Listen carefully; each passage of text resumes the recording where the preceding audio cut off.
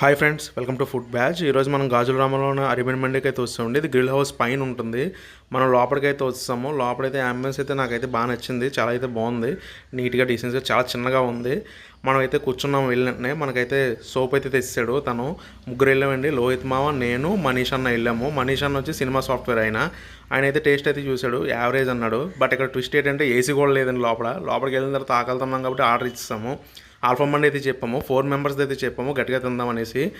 నేనైతే ఫస్ట్ చికెన్తో మొదలుపెట్టాను. ఎలా ఉంది దీని వ్యవహారం ఏంటో చూద్దామనేసి.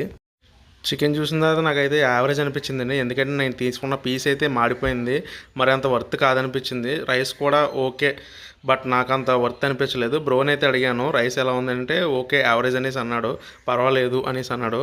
చికెన్ పీస్ అయితే బాగానే ఉందన్నాడు. మనోడు లక్కీ ఫీలో, మనోడికైతే మంచి తగిలింది. ఫుడ్ అయితే యావరేజ్గా ఉందండి, నాకైతే వర్త్ అనిపించలేదు. మేము ఆకలితో లేదో తినేసాం, కానీ నా రేటింగ్ అయితే 5/3.